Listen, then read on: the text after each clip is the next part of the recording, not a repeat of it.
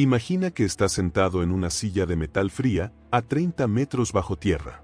El aire es tan denso que casi puedes masticarlo, huele a gasóleo, a sudor rancio, a pólvora quemada y, lo peor de todo, huele a miedo.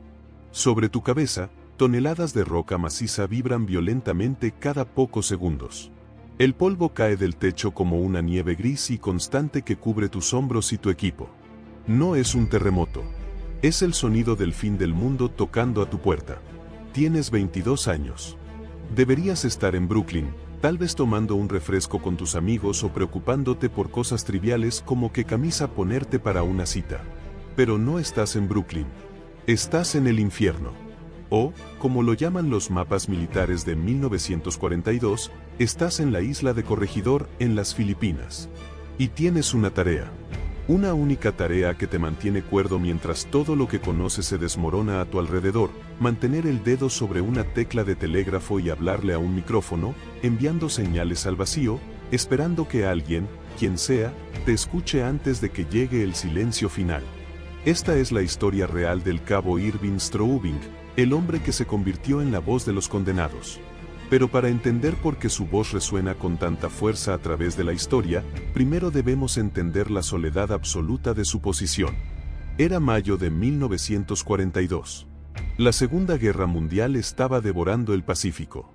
Un mes antes, la península de Bataan había caído.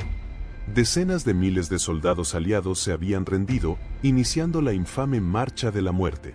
Pero Corregidor, esa pequeña isla fortaleza conocida como La Roca, seguía resistiendo. Era el último bastión, un tapón en la boca de la bahía de Manila que impedía a la Armada Imperial japonesa reclamar la victoria total.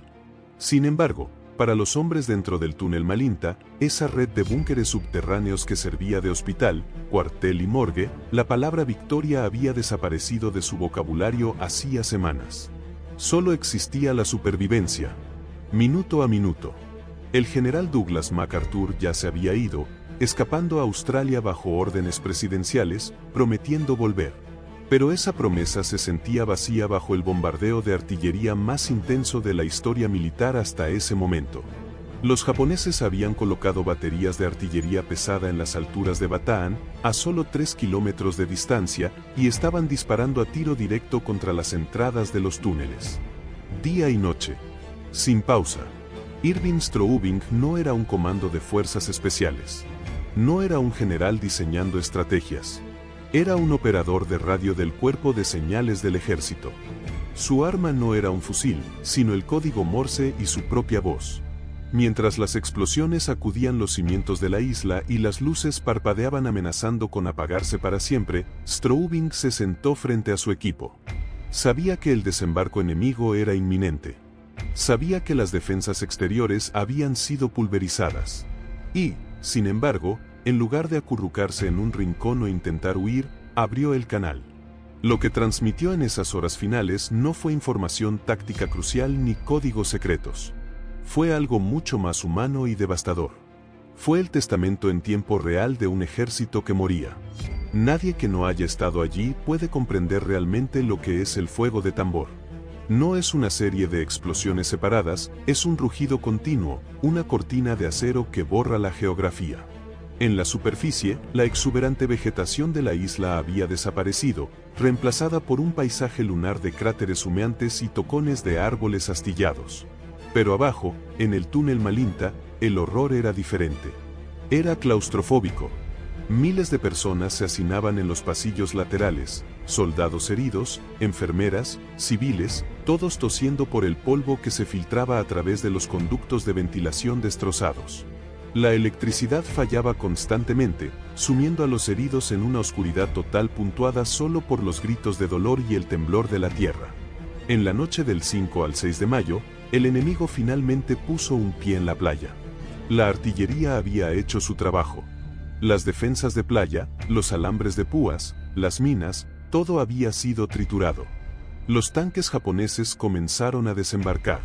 Para los defensores estadounidenses y filipinos, agotados, hambrientos y enfermos de malaria, ver tanques rodando hacia ellos fue el golpe final. No tenían armas antitanque efectivas. Estaban luchando con fusiles de la Primera Guerra Mundial contra blindados. La línea del frente comenzó a colapsar, retrocediendo inexorablemente hacia la entrada del túnel donde se encontraba Irving Straubing. Antes de que escuchemos las palabras exactas que Irving transmitió, esas frases que rompieron el corazón de quienes las escuchaban a miles de kilómetros de distancia, quiero pedirte algo.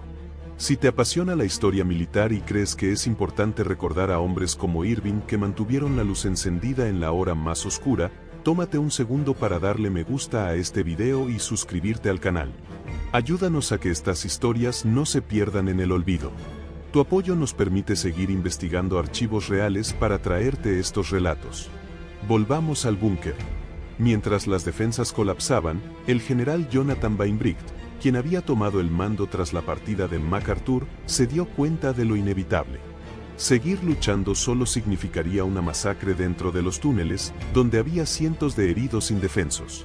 Tomó la decisión más difícil de su vida, rendirse. Pero mientras se preparaban las banderas blancas, Straubing seguía en su puesto. Sabía que era el final. Tenía los auriculares puestos, bloqueando parcialmente el caos exterior, concentrado en el ritmo del código Morse y en la modulación de su voz. Straubing no estaba enviando coordenadas para un contraataque, porque ya no había quien contraatacase. Estaba enviando una carta de despedida en nombre de todos. Sus transmisiones fueron captadas por operadores en Hawaii y en el continente americano. Imagina ser ese operador en un cuarto tranquilo en Pearl Harbor, escuchando la voz de un chico que sabes que está a punto de ser capturado o asesinado. Irving comenzó a narrar lo que veía, rompiendo todos los protocolos militares. Ya no era el cabo Straubing reportando a un superior, era un ser humano gritando al vacío. Decía cosas como, nos queda menos de una hora, esperen al enemigo en cualquier momento. Su voz no temblaba por cobardía, sino por la adrenalina pura de ver cómo su mundo se acababa. Describía cómo los hombres a su alrededor estaban rompiendo sus fusiles para que el enemigo no pudiera usarlos, como lloraban no por miedo, sino por la frustración de la derrota. Lo que hace que la transmisión de Irving Straubing sea tan desgarradora no es el pánico, sino la extraña calma mezclada con la confusión del momento. Mientras el ejército japonés, conocido en ese entonces por su brutalidad implacable hacia los prisioneros, se acercaba metro a metro, Irving empezó a transmitir fragmentos de conciencia pura. En un momento, la guerra global se redujo a algo tan pequeño como una taza de bebida caliente. En medio del colapso de la fortaleza, dijo, nos traen chocolate caliente ahora. Esa frase, tan doméstica y fuera de lugar, pintó un cuadro más vívido que cualquier reporte de bajas. Era el último gesto de humanidad entre hombres que sabían que su libertad, y quizá sus vidas, terminaban esa mañana. Un compañero soldado le ofrecía consuelo en forma de azúcar y calor mientras el techo se venía abajo. Irving continuó hablando, consciente de que cada palabra costaba segundos vitales. El general Bainbridge es un buen tipo, transmitió, defendiendo a su comandante incluso en la derrota, sabiendo que la historia podría juzgarlos duramente. Pero luego, la fachada militar se desmoronó por completo y emergió el hijo y el hermano. Irving dejó de hablarle al ejército y comenzó a hablarle a su familia en Nueva York. Sabía que sus padres no podían escucharlo directamente, pero confiaba en que esa red invisible de radioaficionados y operadores militares pasaría el mensaje. Mi amor para Pa, Joe, Sue, Mac, Gary, Joe y Paul, dijo, enumerando los nombres que lo anclaban a la realidad, lejos de la pesadilla de corregidor. Dios bendiga a todos y espero que se cuiden. Imagina la escena, el humo llenando la cabina de radio, los oficiales destruyendo documentos secretos en una pira improvisada, los soldados rompiendo los cerrojos de sus rifles contra el suelo de concreto para inutilizarlos, y en medio de esa cacofonía, una voz joven pidiendo que alguien le diga a su madre que está bien. Díganle a Joe, donde quiera que esté, que se cuide mucho. Joe era su hermano, también sirviendo en el ejército. La tensión en la transmisión aumentó. Irving reportó que los enemigos habían entrado en los túneles laterales. «Están aquí», susurró al micrófono. No había gritos de batalla, solo una resignación pesada.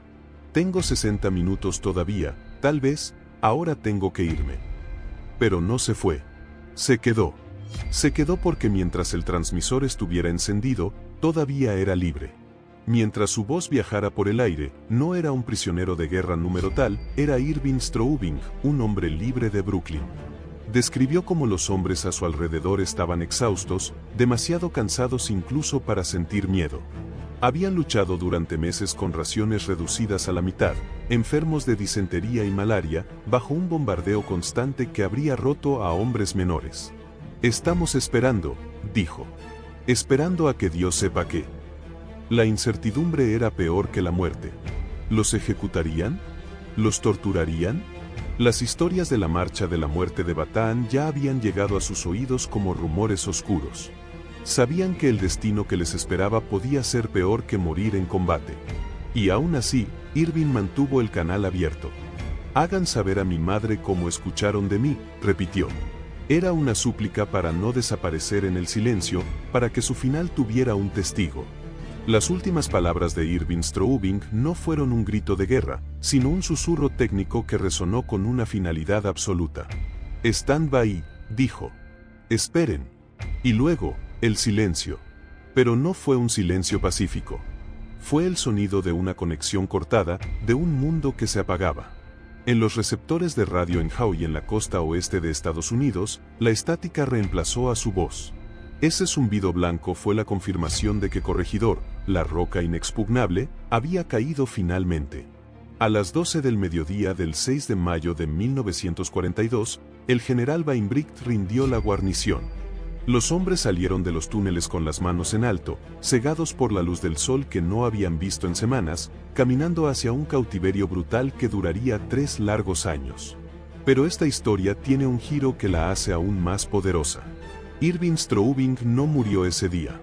Mientras el equipo de radio se enfriaba y los soldados japoneses tomaban el control del túnel Malinta, Irving fue capturado. Sobrevivió. Soportó el infierno de los campos de prisioneros, el hambre, la enfermedad y la desesperación, aferrándose quizás al recuerdo de esa última transmisión, al saber que alguien, en algún lugar, había escuchado su despedida. Fue liberado en 1945, cuando los aliados regresaron tal como MacArthur había prometido. Irving regresó a casa, a ese Brooklyn del que tanto hablaba, y vivió una vida plena hasta su muerte en 1997. Sin embargo, lo que transmitió aquel día cobró vida propia. La grabación de su voz no se perdió. El Departamento de Guerra de los Estados Unidos la hizo pública. Se transmitió en las radios de millones de hogares estadounidenses. La gente detuvo sus autos, las familias se congelaron en sus salas de estar, escuchando a ese chico desconocido narrar el fin de un mundo. No escuchaban a un soldado anónimo, escuchaban a su propio hijo, a su hermano, a su vecino. Esa transmisión hizo más por galvanizar el espíritu de lucha estadounidense que 1000 discursos políticos. Nos recordó que detrás de las banderas y los mapas estratégicos, la guerra siempre se reduce a un ser humano asustado, queriendo volver a casa y tomar una taza de chocolate caliente. Hoy, décadas después, volvemos a escuchar su voz no para obtener información táctica sobre una batalla perdida hace mucho tiempo, sino para recordar la resistencia del espíritu humano. Irving Straubing nos enseñó que incluso cuando todo se derrumba, cuando la oscuridad es total y la derrota es inevitable, todavía tenemos una responsabilidad: seguir transmitiendo, seguir hablando, mantener la señal viva hasta el último segundo posible. Porque mientras alguien escuche, no estamos verdaderamente solos. La batalla de Corregidor se perdió, pero la voz de Irving ganó la batalla contra el olvido. Si esta historia te ha conmovido tanto como a mí, si crees que el valor de estos hombres merece ser recordado, por favor suscríbete al canal y activa la campanita. Comparte este video con alguien que necesite escuchar esto hoy. Déjanos un comentario abajo, ¿qué habrías dicho tú en esa última transmisión? Queremos leerte. Gracias por acompañarnos en este viaje al pasado. Nos vemos en la próxima historia. Cambio y fuera.